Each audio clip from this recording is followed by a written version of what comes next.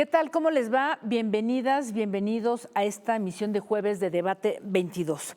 Bueno, como ustedes saben, uno de los temas que más nos interesan aquí es justamente el tema del agua y hoy vamos a seguir reflexionando sobre ello, que es uno de los temas que aquí, bueno, pues hemos tratado de indagar desde diversos ángulos por su relevancia social y política y pues por la trascendencia que tiene en el debate público.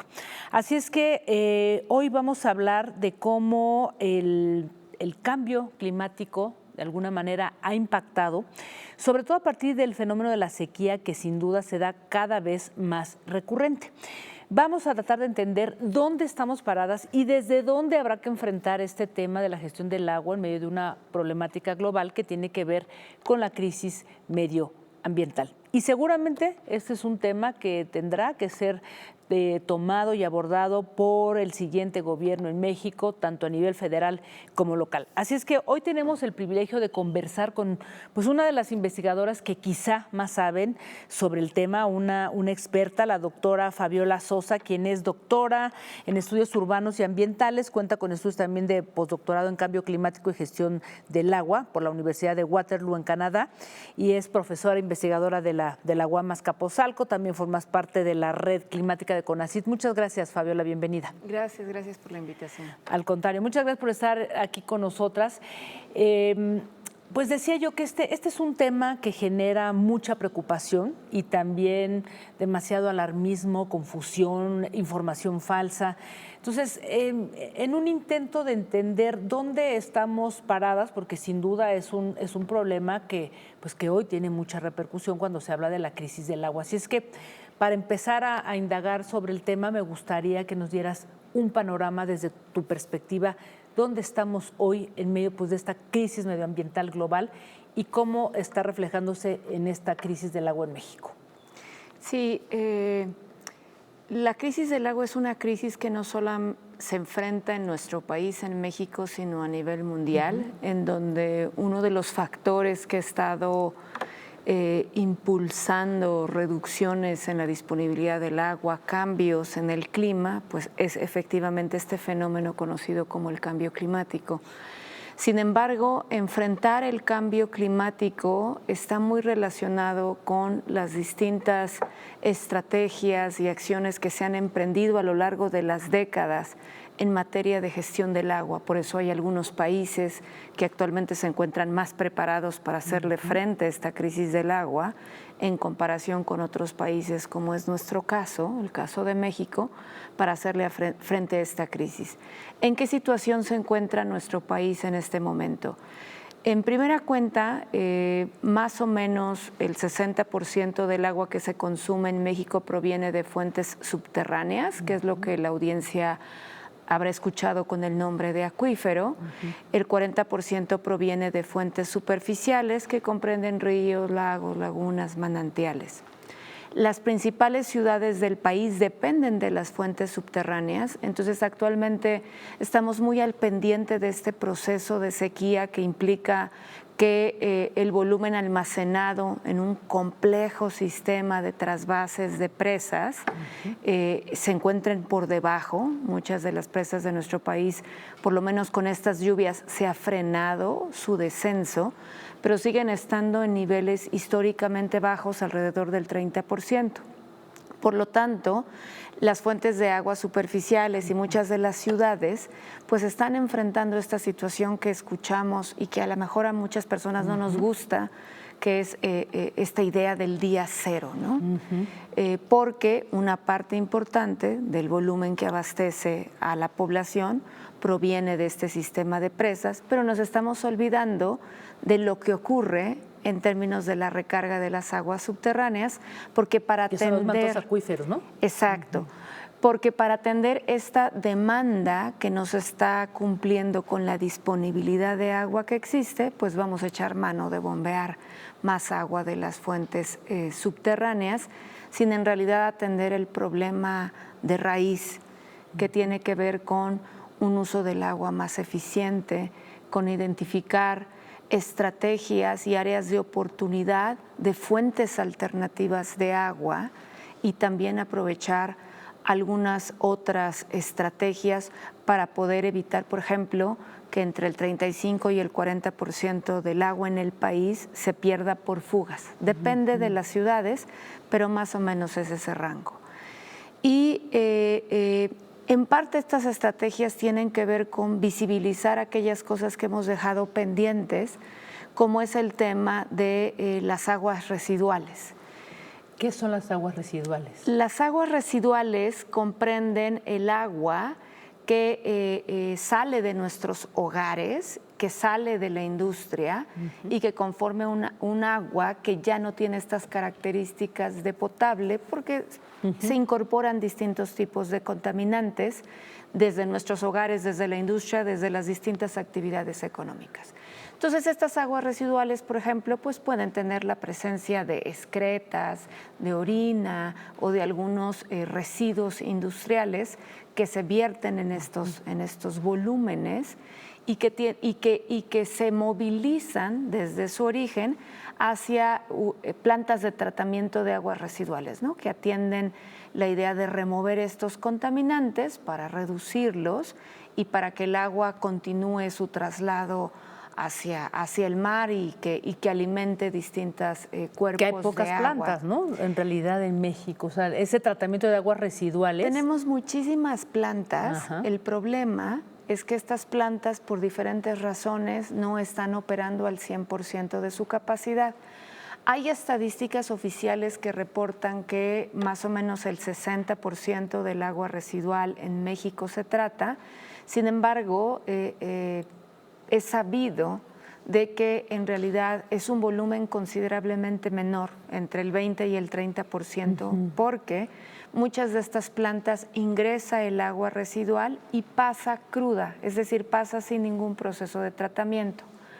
El problema es que esa se utiliza luego para agua de riego, ¿no? Correcto. El problema es que esa agua alimenta ríos y alimenta otros cuerpos de agua que son utilizados para riego o que continúan su trayecto y son utilizados en otros lugares, pasando por procesos de desinfección y de potabilización para poder atender los requerimientos de agua de la industria, de las ciudades, de los organismos operadores. Entonces, en estimaciones de la misma Comisión Nacional del Agua, aproximadamente el 70% del agua superficial del país presenta niveles de contaminación. Y 70%. 70%. Es un porcentaje muy altísimo. alto que dificulta que el agua que está disponible con procesos más sencillos pueda llegar a los hogares, ¿no? Qué complejidad. Déjame, es que eso me parece muy interesante, pero regresando a esto primero que tú dices que me parece muy interesante. Primero, nos abastecemos de mantos acuíferos. Correcto. ¿Cómo se nutren los mantos acuíferos?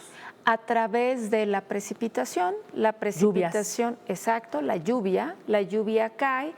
Tiene que ser una superficie permeable para que pueda ir descendiendo por el subsuelo hasta ir recargando los acuíferos. Que eso no está sucediendo en las ciudades, pienso en eso, concreto, edificios, etcétera, ¿no? Cuando nosotros construimos estas ciudades y favorecemos el crecimiento urbano, lo que hacemos es que quitamos esta cobertura permeable y ponemos una cobertura impermeable, pues a través de las construcciones, de las carreteras, de los equipamientos. Y entonces en estas ciudades estamos favoreciendo que la recarga de estos acuíferos sea cada vez menor, pero que con el crecimiento demográfico e industrial, la extracción de esta agua supere 2 o más veces la capacidad de recarga del acuífero. En el caso específico de la cuenca del Valle de México, el acuífero Valle de México se le extrae el doble de lo que se recarga y por eso tenemos este problema de subsidencia diferencial. O sea, estos socavones, estos hundimientos que vamos notando en las calles, en los edificios, es precisamente porque estamos extrayendo más agua de la que se recarga.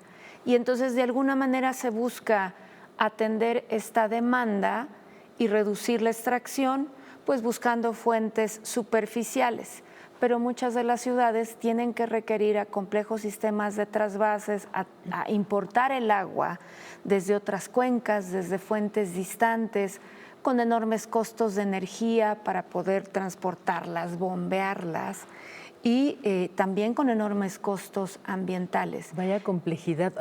Déjame interrumpirte rápidamente porque Sí. a mí me llama mucho la atención. O sea, es un problema tremendo, ok, la falta de abastecimiento de los mantos acuíferos, el problema de la urbanización que echa cemento, edificios, etcétera, que impide de alguna manera que el agua penetre, ¿no? Luego las sequías, eso le sumamos la sequía, y luego si vemos el problema del reciclamiento, ¿no?, de estas aguas residuales, pues es un tremendo problema.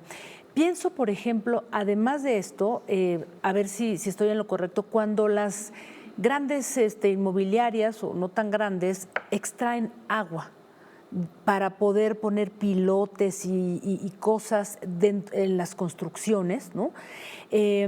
Extraen agua para hacer esa construcción y luego hay algunos socavones, como tú dices, alrededor de esas construcciones. O sea, tiene que ver con eso. O sea, se está extrayendo esa agua que se tira, o a dónde va el que extraen, por ejemplo, las grandes inmobiliarias y luego sacan agua para poner los pilotes. ¿Qué pasa con eso? Pues el agua que se extrae ingresa al sistema de drenaje, pero más que preocuparnos por una intervención como muy puntual de sacar el agua para construir algún tipo de infraestructura, más bien la problemática es lo que sigue. Una vez que se construye, se comercializan los departamentos, ingresan miles de familias en una zona en donde a lo mejor no se está teniendo la precaución de revisar si el agua disponible va a poder atender sus necesidades o si van a tener que enfrentar problemas de recibir el agua de manera no permanente, intermitente, y por lo tanto recurrir a mecanismos de tanteo, a pipas de agua, por ejemplo, que no sabemos de dónde viene, que no sabemos su calidad, que implica incluso costos considerablemente superiores para estas familias que lo que tienen que estar gastando las familias que reciben el agua directamente de la red.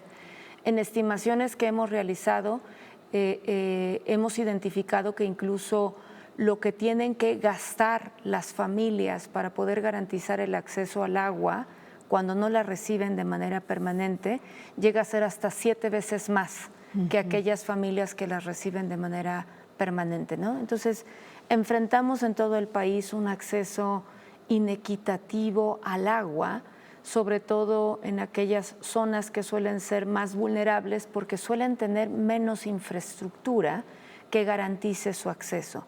Entonces, en ciudades en donde ya existe esta presión por este recurso, en donde se sabe que hay estrés hídrico, es decir, que sus fuentes de agua no son suficientes para atender los requerimientos, es importante reflexionar acerca de qué tipo de actividades vamos a estar impulsando y si en realidad es pertinente seguir favoreciendo el desarrollo urbano a costa de quitar esta cobertura permeable, impermeabilizar, perder importantes extensiones de bosque y finalmente pues todos estos bosques, humedales, selvas, hablando fuera de la Ciudad de México, sino de todo el país, son fuentes importantes de suministro de agua. En la medida en la que nosotros permitamos estos cambios de uso de suelo y se pierdan estas coberturas verdes de bosques humedales y manglares, menos agua vamos a tener, más vamos a estar cambiando el clima, el microclima de la zona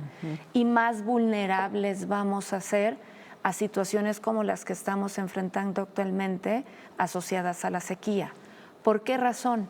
Porque estas zonas no solo proveen agua y pueden ser fuentes alternativas de agua, los ríos, los lagos, las lagunas que se encuentren en buen estado, sino porque también en estas zonas ya se ha probado que la temperatura es muchísimo más agradable, regulan el clima y por lo tanto son por lo menos 5 grados o más, baja la temperatura en estos lugares que en las ciudades en donde tenemos una cobertura completa de asfalto que produce un fenómeno que se conoce como la isla de calor. Déjame, vamos a hablar de ese tema porque me parece que es muy interesante. Solamente permíteme hacer una muy breve pausa y regresamos porque estamos reflexionando sobre, pues sí, la crisis del agua y cómo como país nos vamos a enfrentar a este problema. Volvemos.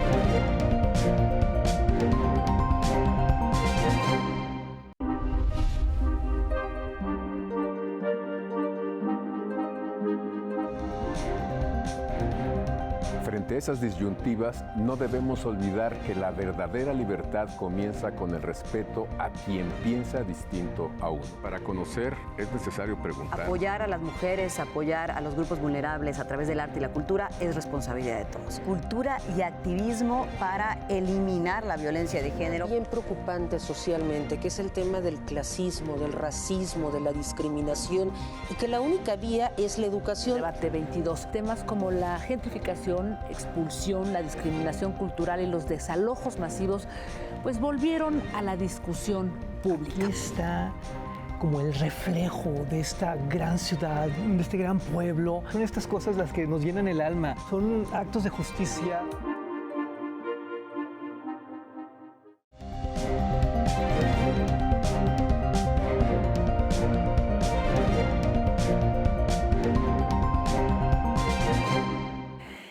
Gracias, seguimos conversando con la doctora Fabiola Sosa. Estamos hablando sobre la crisis del agua. Fabiola, hace un instante mencionaste esto que me parece fundamental, este impacto en términos de la falta del agua, la sequía, etcétera, etcétera, y cómo está repercutiendo en las grandes ciudades, ¿no? Con el tema de las islas de calor, y ya tú decías de cómo en este caso el construir cada vez más ciudades, cemento, edificios, etcétera, de alguna manera está promoviendo pues que haya menos penetración a los mantos acuíferos, o sea, una alimentación de los mantos acuíferos, pero sobre todo esto que se llama las islas de calor y que además repercute en ciertas alcaldías que son más calientes unas que otras, porque imagino que tienen mayor cemento, mayores construcciones. Cuéntanos un poquito sobre este fenómeno. Sí, el fenómeno de la isla de calor tiene que ver precisamente con esta idea de cómo concentran mayores temperaturas, y finalmente hay que ver los materiales que se utilizan en las distintas construcciones, precisamente que pueden incrementar la temperatura. Entonces, zonas como tú comentas, que son principalmente asfaltadas, que tienen grandes construcciones, que tienen presencias de industrias, en realidad las temperaturas suelen ser 2, 3, 4 grados más que zonas en donde puede haber áreas verdes, ¿no? Entonces, en general, pensando en las ciudades, cuando las ciudades tienen estos cinturones verdes o tienen parques urbanos, o como en el caso de la Ciudad de México, que tiene una zona importantísima de suelo de conservación, pues no solo la temperatura es más agradable, sino que la temperatura, al ser más agradable y al tener estas fuentes de agua, hay mayor lluvia. Y es considerablemente marcada la lluvia que hay en una zona forestada que en una zona deforestada, ¿no? La zona sur de la Ciudad de México, que corresponde al suelo de conservación, llueven en promedio 1.500 milímetros al año, mientras que la zona norte y centro, que tienen prácticamente 0 espacios verdes, llueven aproximadamente 700 milímetros, menos de la mitad. Wow. Y con ello hablamos de menor humedad, un clima más caliente, más seco, menor recarga, entre otros aspectos. O sea, digamos, estoy imaginando que Xochimilco no, o sea, tiene mayores precipitaciones. Correcto. En comparación a alcalde, o Cuauhtémoc, Gustavo o la alcaldía Cuauhtémoc, que también está lleno de Cuauhtémoc, correcto, así es. Y eso pues también impacta en términos de la captación, ¿no? De la retroalimentación de los mantos acuíferos, ¿no? Por supuesto, impacta. Finalmente, el ciclo del agua es un ciclo en donde la lluvia no solo alimenta estos cuerpos de agua superficiales, ríos, lagos, lagunas, manantiales, sino también incide precisamente en la recarga.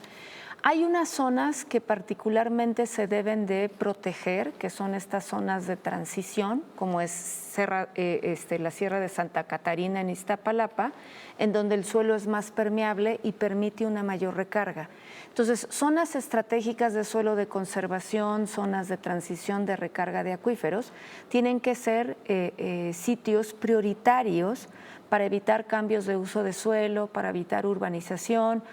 formal e ilegal también, ¿no? Las dos, precisamente por la importancia que tienen en la recarga de los acuíferos y por la importancia que tienen todas estas zonas para cumplir funciones ambientales prioritarias, que no solamente es el suministro de agua, sino que es la regulación del clima, que es ser hábitat, que es secuestrar carbono, que es contribuir a la mejora de la calidad del aire. Entonces, todas estas superficies forestales son cruciales y en este sentido hay una invitación importante a la reflexión sobre qué tipo de ciudades queremos, ¿no? Tenemos que avanzar en esta reflexión de este concepto de ciudad esponja, en donde podamos levantar el asfalto, lo levantemos para poder reverdecerla, para poder favorecer la recarga y para poder permitir distintas funciones que la naturaleza aporta en términos de beneficios para las personas.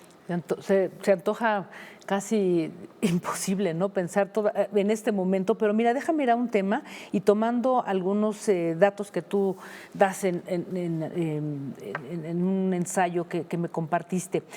Y que es sorprendente porque dices que el sector que emplea el mayor volumen en México de agua es la agricultura. Correcto. Con un consumo del 75.7% de la disponibilidad total. En segundo lugar, el uso doméstico con 14.7%, luego la industria con 4.9% y por último el de la generación de energía con 4.7%. ¿Por qué la agricultura utiliza la mayor cantidad de agua? Porque la agricultura en nuestro país depende mucho del riego, tanto de riego de temporal, basado en la lluvia, como de riego extraído ya sea de bombeo a través de pozos o a través de fuentes superficiales, ¿no? De derivaciones de ríos, de lagos, etcétera. El gran problema que enfrenta la agricultura es que la agricultura tuvo un proceso de descapitalización, ¿no? Y entonces la agricultura en parte favoreció al proceso de industrialización, capitalizando y apoyando el proceso de industrialización en la década de los 70 de nuestro país, pero no se le reinvirtió, se le dejó abandonada. Y actualmente para los requerimientos de alimento, pues cada día somos más, y para la producción de este alimento se requieren cada vez mayores volúmenes, es importante voltear hacia este sector para invertir en su modernización, en mejores sistemas de riego que liberen volúmenes importantes que pueden ser destinados en usos prioritarios para la población y también un uso que no está en la actual Ley de Aguas Nacionales, que es el de los ecosistemas o la naturaleza, que se conoce en términos técnicos como caudal ecológico, el volumen que requieren los ecosistemas para seguir funcionando. Entonces, dentro de las prioridades, los ecosistemas no figuran en nuestra ley, ¿no? Esta es una deuda pendiente que tendría que ser integrada en la Ley General de Aguas. Pero que data de hace décadas, ¿no? Que ese es otro gran problema. Exacto, pero que tiene que estar porque liberándose estos caudales mantenemos estos ecosistemas sanos. Si se promueve un círculo virtuoso para que estos ecosistemas nos sigan abasteciendo de agua y para que el agua que se utiliza en este sector se utilice de una manera más eficiente. El agua que puede utilizar la agricultura cumpliendo con las normas ambientales, la norma 003, puede provenir del agua residual tratada. El agua que algunos procesos industriales pudieran utilizar puede provenir del agua residual tratada. Por eso es tan importante atender el tratamiento de las aguas residuales, porque pueden ser una fuente alternativa de agua para procesos que no requieren la calidad de potable y efectivamente que la industria y que la agricultura liberen volúmenes que con calidad de potable pueden atender los requerimientos de la población. Finalmente, las tecnologías para el tratamiento de las aguas residuales las pueden llevar hasta la calidad que se requiera. Si es necesario llevar la calidad de potable, pudieran llevarlo a calidad de potable. Sin embargo, bajo criterios internacionales y criterios ecológicos, el agua residual tratada tiene que pasar por un proceso que se le conoce como de naturalización, tendría que pasar por un proceso a través de lagunas, a través de humedales, para poder recibir estas características naturales nuevamente antes de entrar en procesos de desinfección y de potabilización. Pero el agua residual tratada, pasada por estos procesos, puede ser una fuente de agua valiosísima para aquellas zonas en donde la población no recibe agua, ¿no? Claro. El agua de lluvia colectada, que el término que más se utiliza es cosecha de agua de lluvia, la cosechas porque la almacenas. ¿Recolección de agua? Correcto, la colectas. El agua de lluvia a través de los techos y con sistemas de cosecha de agua de lluvia, que básicamente lo que hacen es colectar el agua que cae en nuestros techos, pasa por un sistema de aguas de primeras lluvias, porque finalmente el agua de lluvia que precipita, que cae en forma de lluvia, precipitan contaminantes. Entonces pueden venir algunos contaminantes del agua de lluvia, a través de estos sistemas donde se separa el agua de las primeras lluvias, las lluvias de los primeros 5 minutos que traen estos contaminantes se separan, el agua que sigue lloviendo pasa por un sistema de almacenamientos, de filtros, y finalmente se colecta, pueden ser en cisternas, pueden ser en algunos tinacos. Esta agua puede ser utilizada en procesos industriales, puede ser utilizada en los hogares para los servicios del baño, para el riego de los jardines. Siempre hay que garantizar que el agua cumpla con la calidad necesaria para que pueda ser consumida por la población o para que tenga contacto humano, es decir, para bañarnos. Eso puede ser posible añadiéndole filtros adicionales a estos sistemas de cosecha de agua de lluvia que pueden llevar el agua hasta potable. En estudios que hemos hecho, el agua de lluvia que se colecta puede atender a los hogares hasta por 3 meses durante la temporada de estiaje. El agua que llueve, la temporada de lluvia en nuestro país básicamente es del mes de junio al mes de octubre. A partir del mes de octubre hasta el mes de mayo, llamamos que es temporada de estiaje o de secas, no llueve. Entonces, los hogares que colectaron el agua de lluvia del mes de junio al mes de octubre la pueden almacenar y pueden atender sus requerimientos por 3 meses, octubre, noviembre y diciembre, lo cual es un gran incremento en la resiliencia de los hogares y de la población, de que no tienen que preocuparse por traer el agua de pipas o de algún otro lugar, por lo menos por esos 3 meses. Si mejoramos el almacenamiento, pudieran atender muchísimos más meses. Y entonces la idea es que el agua de lluvia, como una fuente alternativa, se colecte no solo en los hogares, sino en la industria, en los equipamientos, en las zonas de las cuencas altas para evitar inundaciones en las cuencas bajas, y que además de recargar, sean una fuente alternativa de agua. Pues cuántos temas nos deja sobre la mesa, Fabiola, la verdad muy interesante. Yo agradezco tu claridad para explicarnos todo eso, y pues todo lo que has puesto aquí en discusión, pues creo que nos queda un gran trabajo por delante, y sin duda esperemos que sea uno de los temas, ¿no?, que puedan abordarse en términos de política pública en el siguiente gobierno, tanto a nivel federal como local. Muchísimas gracias, Fabiola. Gracias por la invitación. Gracias a todas y a todos. Y además, permítanme recordarles que justamente la UAM tiene en Radio UAM tiene un programa que se llama Agua Cero, y donde se abordan muchísimos de estos temas con especialistas como tú. Muchas gracias. Hasta pronto, nos vemos el próximo jueves. Recuerden que el programa se sigue transmitiendo vía Twitter a través de la cuenta Noticias 22 Digital. Hasta entonces.